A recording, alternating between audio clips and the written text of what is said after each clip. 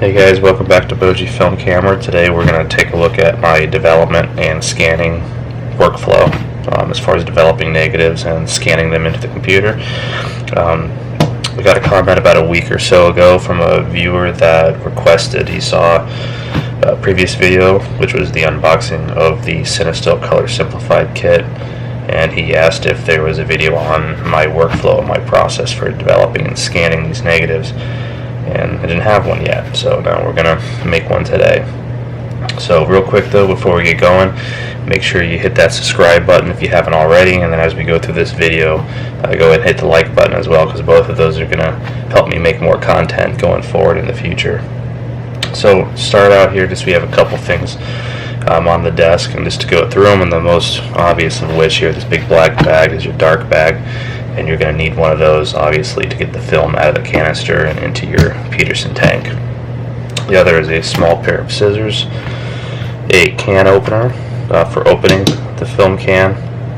They do make specific tools for opening these, but I've been using this since the beginning and it works just fine. So you might want to start with that. I think they're only like $14 though if you want to buy the specific tool. And then of course the tank here. And we'll get into more detail in a minute. So first quick, it's worth noting about the film canister, because there's a couple different types of film canisters out there, as some of you may know. This is a roll of Lomo 800, which is a metal canister. So it's very similar to anything you're going to see from Kodak or Fuji. And the way this opens up is it's kind of like, just like a bottle cap right off the top. So as you take your can opener, of course you're going to be in the bag doing this, you're going to pop it right off like a bottle cap and the spool is going to come right out.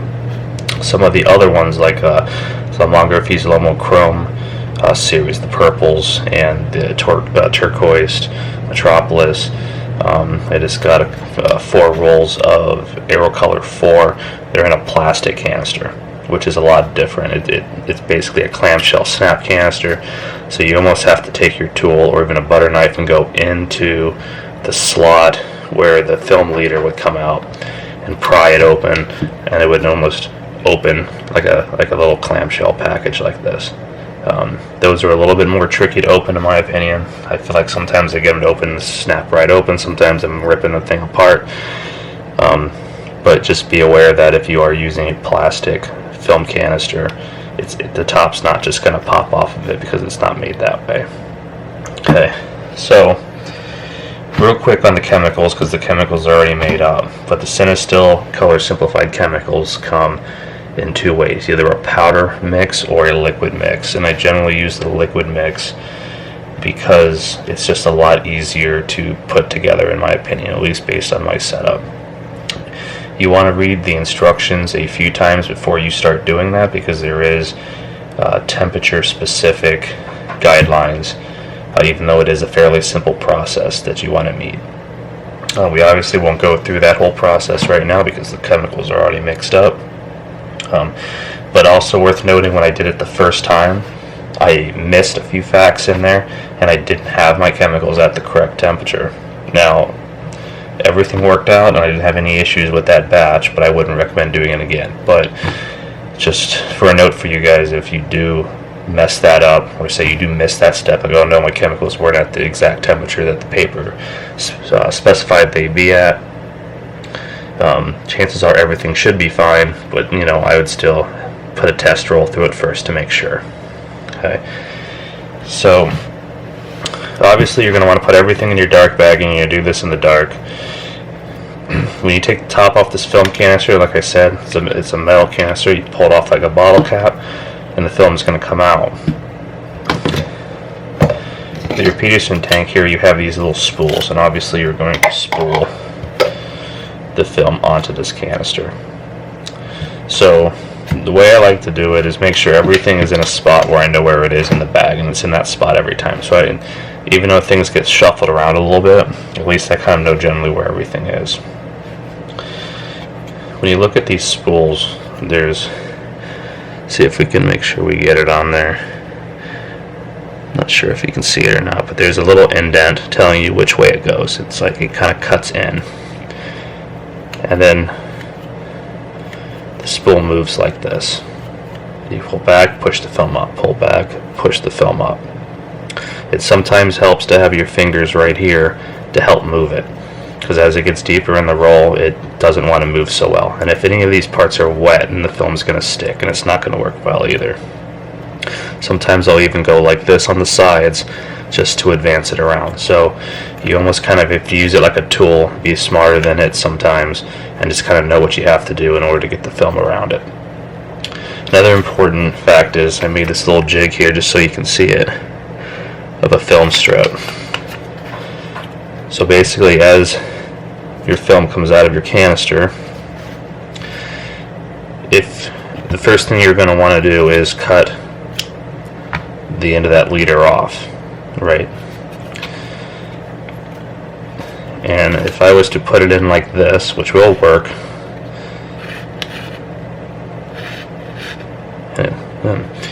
you can see these sharp corners can kind of come out the edge like this. Hopefully you can see that. And they can get caught up, especially as they get deeper in that roll. And then you're in a situation where you have half of your roll in this spiral and it's not moving, it's binding up. So I saw a video online that told me to cut the corners like this, so you have a little bit better clearance going through there. Let's see if we can get back around to where we need to be. Okay, there we go. So now, as it goes, you're alleviating that issue because you're creating a little bit better of a spot so it passes right through. So I do that with everything, even my 120 film. And ever since I've been doing that, I've had like zero issues with it getting caught in the spool. The first times you put your hand in one of these bags, make sure you have plenty of time, because once you go in and the film is out of the canister, you're stuck in there. And as you're learning, it could take a lot of time. If you have a test roll, to do it outside the bag is always great, but it's also different when you visually can't see what you're doing. So as far as the chemicals go, the Cinestill colored Simplified kit is fairly simple, but there's a little bit of math involved with making sure that you're doing the correct development times. So for instance, I've already shot or developed 4 rolls through this kit. There's some of the numbers right there. And you want to add 2% per roll. So 4 rolls at 0.02 times 4 is 0.08. The kit starts off at 3.5 minutes, so that's 3 minutes and 30 seconds. Right now that is a decimal, it's not your seconds. So you want to take 3.5 times 1.08 to add that 8%. You get 3.78, which is 3 minutes, right? And 0.78 of a minute. So in order to get seconds, okay, you're going to want to take 0.78 times 60, and that's going to give you 47. So you're looking at 3 minutes and 47 seconds for the development time, and 8 minutes for the blinks, and the blinks is always 8 minutes. Very worth noting too is that the developer is very sensitive. You only want it heated to 102 degrees for as long as you need to in order for you to get the job done. The longer it's heated, the more it's going to degrade, and it's going to take away from the number of rolls you're able to develop. The blinks never changes, it's at 8 minutes all the time, and it's a lot more stable. And it's a lot more durable. If you get one single drop of the blinks in the developer, it's gonna destroy your developer, and the developer will just quit working. It'd be like developing film in water, and as you pull it out, it would just be blank. It'd be completely blank. So, like I said, you're gonna put everything in the bag, put them in a spot where you kind of know where everything is. Open your canister, pull your film out, cut it, snip the sides. Spool it up, put it back in the can, make sure everything is tight, push it down, always double check it, put the lid on it, right, and at that point it's going to be ready to come out, and we're going to go on to the next step. Alright, so your film is in your canister now. Make sure this rim down here is all flush with the bevel around the top, so it's light tight. There's no light getting in there, no light leaks. This top here, if you pull this off, it does have a light trap, so light should not get into the tank, but you probably don't want to take that risk and take this cap off more than you have to, right? So your tank is secure. We pull that out. Here's the different parts of the film canister. Your bottle opener, your scissors. Here's that little top that I was telling you about. Let's see. That just comes right off like a bottle cap. And this is the spool that was inside of it, right? That just comes off. Now, worth noting, you are going to have to snip the film from the spool because it's taped on there really well. It won't rip off, okay? And when you're using scissors in this bag, also be careful, because I have cut myself, not terribly, just a little bit, and I have cut the bag, which of course you don't want to do. So what I like to do is make sure I know exactly where the film is. Open your scissors up nice and wide, and I do 3 points of contact to make sure I know where these scissors are. So tip, middle, right, and identify where that is before I slowly cut down. Also, make sure your bag is nice and clear from it, or else you are going to cut your bag. You can cut yourself very, very badly in this bag. Let's take our parts out. Before you use this every time, you want to make sure it's clean of debris, because you don't want one of these little pieces that you've cut off the film to get into that canister, get mixed with the chemicals, and then stick to your negative. And then, when good luck, one of the pictures that you were most waiting to see will have a weird piece of debris imprinted on it, or discoloration, because it's stuck to that. Okay, so with that, we'll go over to the chemical tank that I've had going since I got it in the canister, and we need to bring those chemicals to 102 degrees, and I'll show you that setup. Alright, so this is my chemical setup over here. As you can see, I got this large tote filled with water, and the Cinestill heater is actually heating the water, and then the chemicals are sitting within there as your developer and your blanks as a bath. Now, there's a few ways people do this if you look online. Some folks put the developer directly into those containers, and they put the heater stick in there and heat it like that. I find it a lot easier and more consistent to do it this way, because when the chemicals are in a vat of water like this, you have more energy and you're more able to maintain that 102 degrees, right? So, of course, this is set to 102. I can focus in on it. Show you, 102. It's at 86 right now. And then over here, of course, I got my Peterson tape, my measuring container. I have the measuring container taped off, so I know exactly how high to fill it with each of the chemicals. When you look at your Peterson tank here, it's going to tell you 240 millimeters for rotation, 485 millimeters for inversion, which is what we're doing, is inversion. Rotation is when you put this on a barrel roller type device, and it slowly just rolls over time, and that's a whole different process, whole different timing. And of course, you're going to want a thermometer, because just because this tells you that the bath water is at 102 degrees does not mean that what's inside those containers is 102 degrees, right? The developer really needs to be at 102 almost on the dime. The blinks, however, has a much larger window, so as long as the developer is at 102, the blinks should be fine. Also, if you look up here, I have my development notes, so I always know exactly how much time I'm supposed to go, because the seconds do matter. 45 seconds versus 47 seconds is going to make a difference. And then I got my phone over here sitting on the stove, because that's where I'm going to run my timer. So everything I need is close by.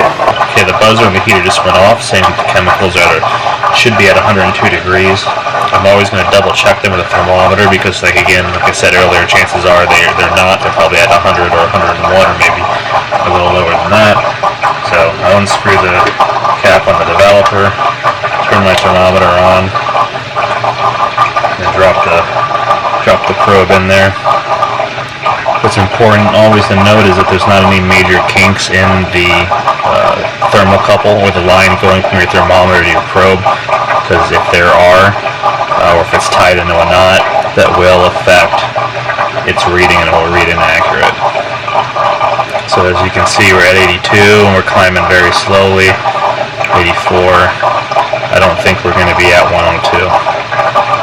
So I'm going to pull it out, put the lid back on. I'm probably going to hike the temperature 1 or 2 degrees on the heater, and then check it again in about 15 minutes. Alright, so I just checked my temperature again, and I'm at that 103, which is good because your target temperature is 102, and you're going to lose a little bit of heat once you take it out of the bath. Just a reminder that came up as I was doing that is every time you have your chemicals open, you always want to be thinking about contamination or potential contamination. So every time I test it and it's not where it's supposed to be, I rinse the probe and then dry it with a paper towel. So the next time I go in there, there's no chance that anything is there to contaminate. To contaminate the solution. When you do mix these chemicals, it's with distilled water. It's not with tap water, so it is possible that depending on your water source, if a little bit of tap water gets in there, it could degrade or do something harmful to your chemicals. So now, since we're at temperature, we got our fusion tank. We're going to turn off the heater. I have my phone just to the left here with the stopwatch app ready to go. And then we're going to fill to the bottom of this taped line, which is our indicated level that we want. Put our cap back on the chemicals. Take our light cap off. And we're going to pour those chemicals into the container. And we're going to watch to make sure everything goes down into there before we put our lid on. Start our timer, and we start with constant inversions for the first 20 seconds. The developer and the blinks processes are very similar, except the blinks is always 8 minutes, and obviously the developer changes. And there's your 20 seconds. So it's basically constant inversions for the first 20 seconds, and then sets of 4 inversions for every 30 seconds after that.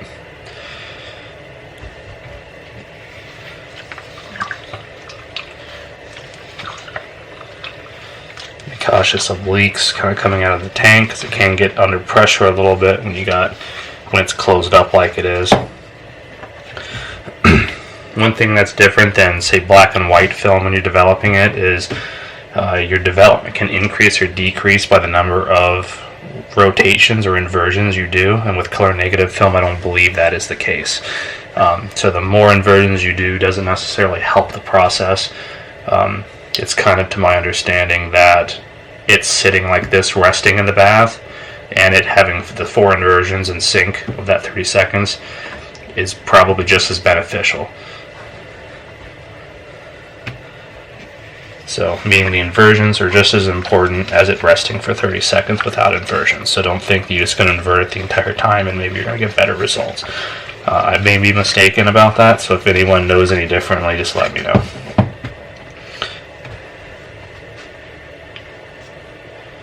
And our target time here is going to be 3 minutes and 47 seconds.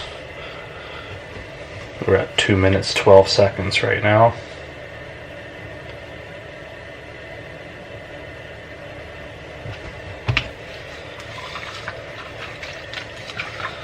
And you want to do kind of steady agitations, because what you don't want is the developer in there to get all shaken up and you open it and it's just full of bubbles, because then it's going to develop, your film's going to develop unevenly. So you want just a nice coating. If you do your agitations too quickly, it's going to be like shaking a pop can up. It's going to be mostly fizz and bubbles in there.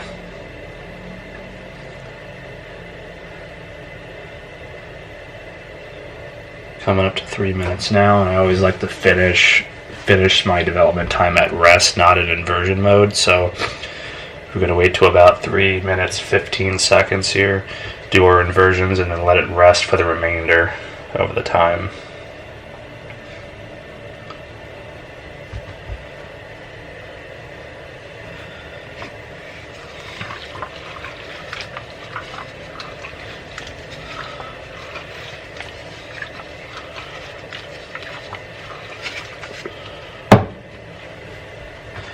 So as it's resting for those final seconds, I'm going to pull the blinks jug out and just get that staged so that way I'm ready to go and I don't miss any hiccups at all. And we're just approaching 41 seconds. 6:47. I'll pop the lid, dump the chemicals out. Okay, put that back on. Now we need to get our developer back in the container. And remember, the developer will not hurt the blinks, but the blinks will hurt the developer. Even the smallest drop will ruin the entire batch. So that's done. Push it out of the way. Now let's do the exact same thing with the blinks.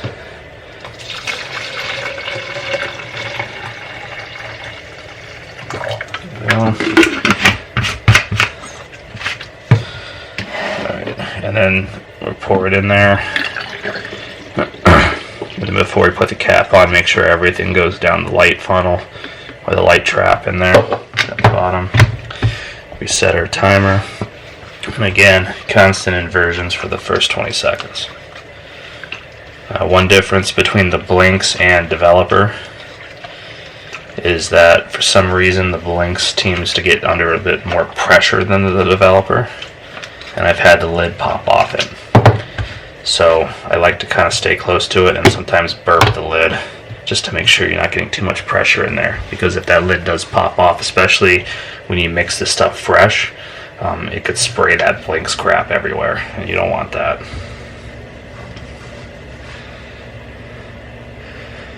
So now going forward, it's exactly the same as a developer. You can have sets of 4 inversions every 30 seconds, but you're going to go for 8 minutes.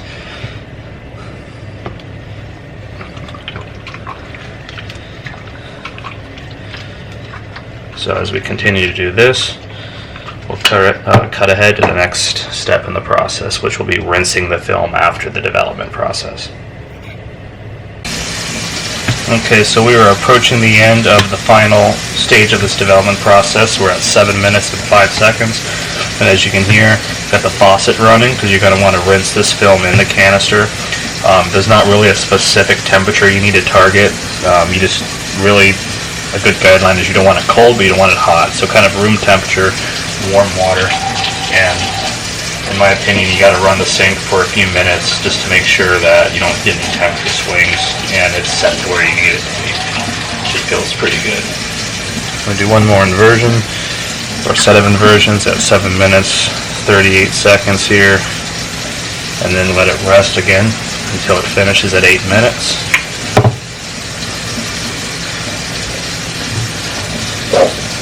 Get everything kind of set up to where you need it. 56 seconds, 8 minutes. Dump it out. And then I'm going to put it directly under the faucet. Pour my blinks back into its container.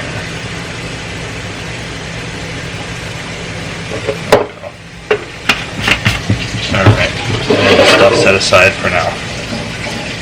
Alright, so now we're in the sink.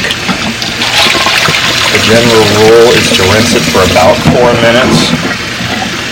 I like to do constant dumps, so once it fills up I let it run for a while and then I'll dump it out and refill it. I feel like that's probably the most efficient way to get all the chemicals off the film negative, so there's no residue or anything left behind. And then you can kind of see too as the water comes out if it's clear or not. So approaching 1 minute 7 seconds here.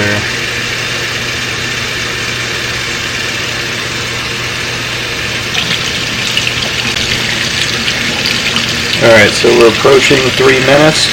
So once I get to about the 3 minute mark, I like to take the top off of it and then agitate the inside in and out, dump the water, and then refill.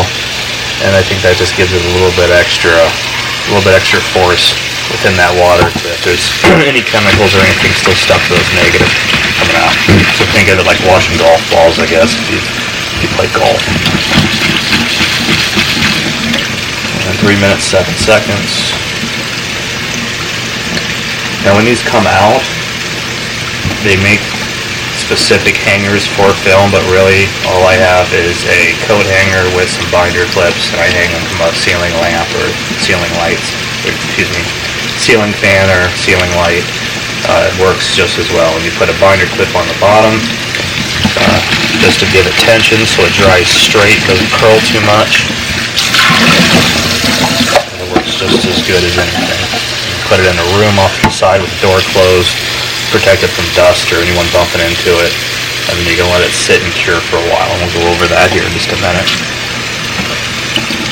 Okay, we're at 4 minutes. Dump, pull this out, turn your wheel, pull it off, and here we go.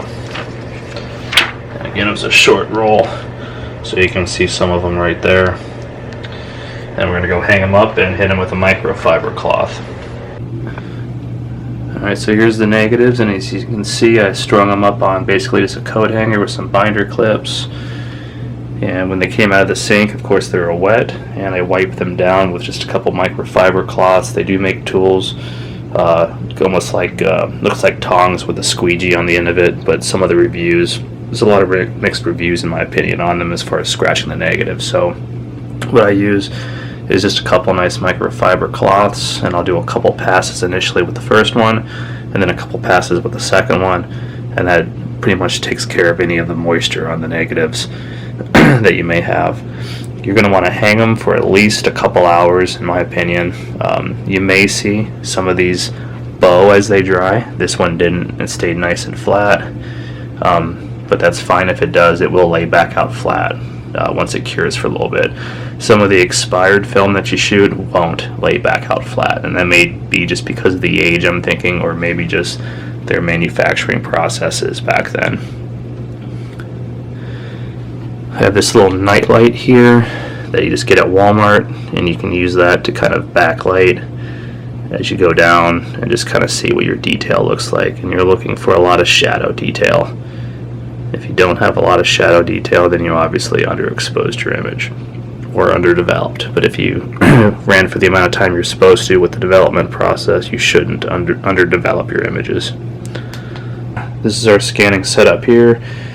The film holder is from Lomography, and I just run the entire strip through as one because it just makes it a lot easier to just advance, take a picture, advance, take a picture. I'm scanning with the Canon R6 and using pretty much its kit lens, which is the 24-105, which is a decent lens, but it's not it has macro functions, but it's not technically a macro lens. And I can't really get a good shot of the screen there, but I can't cover the entire sensor with this lens as far as scanning those negatives. I can get about a third of it, but you still get some really nice high resolution images. Shy of spending a lot of money on a dedicated macro lens. I use the Canon app on my phone to trigger the shutter, and as you can see, the lights are a little bit dim, but I'll turn the rest of the lights off for the scanning process, because we want to be able to pick up as much of the film negative as possible and no stray light. Alright. So I'm going to go ahead and turn the light off. I'm set to about 60mm focal length here, and then I can kind of manually tune in my adjustments. I'm at 100 ISO, and I generally shoot or scan half a stop overexposed to the negative. Focus peaking is on, but I will also zoom in on the screen sometimes just to make sure, especially if I don't have a lot of contrast in the image.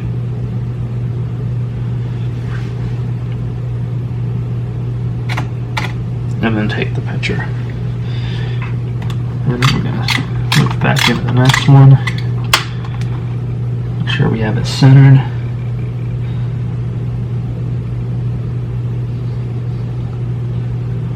Focus peaking.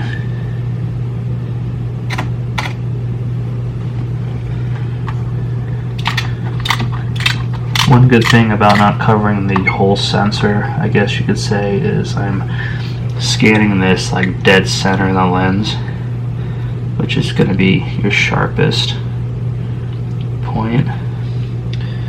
And of course at f8 as well. There's a little bit of debate, I feel, between f8 and f11, but I feel like it's really just a matter of preference, and you just need to experiment, and it probably changes via lens.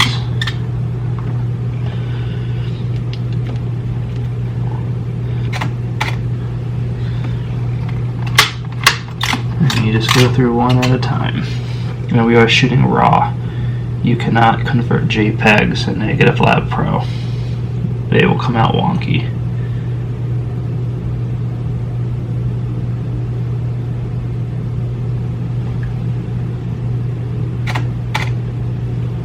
And it's about, looks like about 1/4 of a second.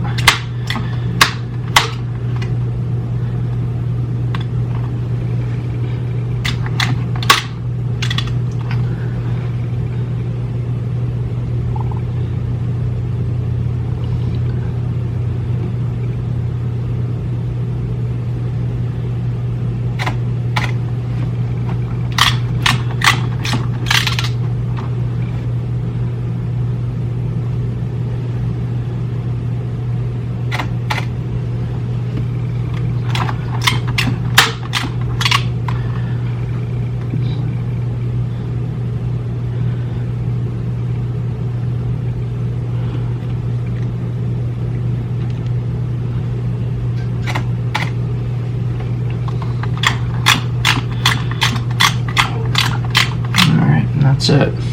I'll kill the camera. I'll turn the camera off and the light off. Okay, so now since we've developed and we've scanned the negatives, now we're on the computer. We're going to get them from the raw images of the negatives over to Negative Lab Pro. That is in Lightroom Classic.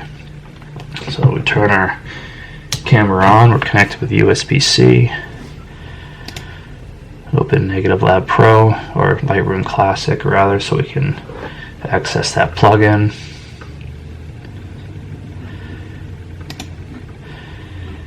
And if you go to Library and Import, you should see the Canon R6 or whatever device you use to scan right there with all the photos selected, and we're just going to go ahead and import those.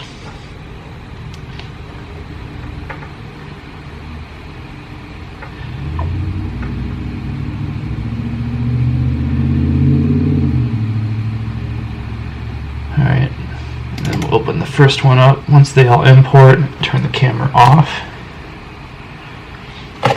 and unplug it, because I don't like to have it plugged in if I'm not using it, in case there's any sort of a jolt or anything through the line.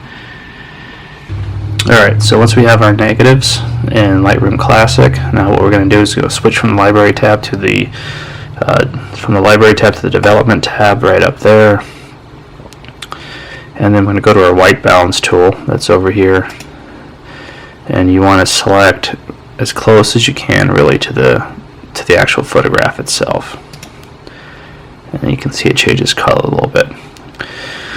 And then you want to crop in, because when Negative Lab Pro takes everything into consideration, you don't want it to look at all the black and all the white.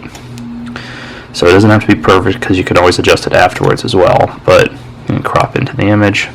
Then we're going to go up to File, down to Plugin Extras, and Negative Lab Pro. I don't mess with these settings very much, other than your source really needs to be digital camera. And then, yeah, let's see, 3 for the pre-saturation, and then buffer border 5. I've played with these a little bit, and I can't find much of a difference. Maybe somebody else knows and they can let me know, but I generally just keep it on these settings. And then click Invert Negatives. Alright, as you can see, You have some minor adjustments here via Negative Lab Pro. I generally don't mess with these too much, so I hit apply. And the reason I don't mess with it too much is because the laptop that I'm working on has probably a 60 or 70% color accuracy, so the images look really good. But if you start adjusting and fine-tuning on there, you run into issues when you move them over to mobile devices and everything else that have screens of higher color accuracy. So I basically just invert the negatives on the computer, send them over to Lightroom Cloud, and then do all fine-tuning on my iPad, which I would recommend because iPads, especially the newer ones, have a really high degree of color accuracy. So we'll do one more quick here. Okay guys, and that's pretty much it. I moved them over to Lightroom Cloud so now I can access them on my iPad and do just minor color and light adjustments to get them ready to send out to social media or my website or wherever I want to put them. So if you guys have any other questions, you guys let me know in the comments. I'll be happy to answer them. If you have any more requests for a certain video that you'd want to see, let me know about that too, because I can make it. And at the end of this video, I'll put some of these photos up so you can see kind of the results of what we just kind of ran through there. And if you want to see more, obviously follow at Boji Film Camera on Instagram and subscribe obviously on YouTube. And then there's even more photos and galleries on my website at bojifilmcamera.com, and we even have some gear as well. So if you're looking for film or a camera, we got a pretty nice selection of vintage equipment on there that you can check out. So until next time, you guys be kind to each other, and we'll see you again.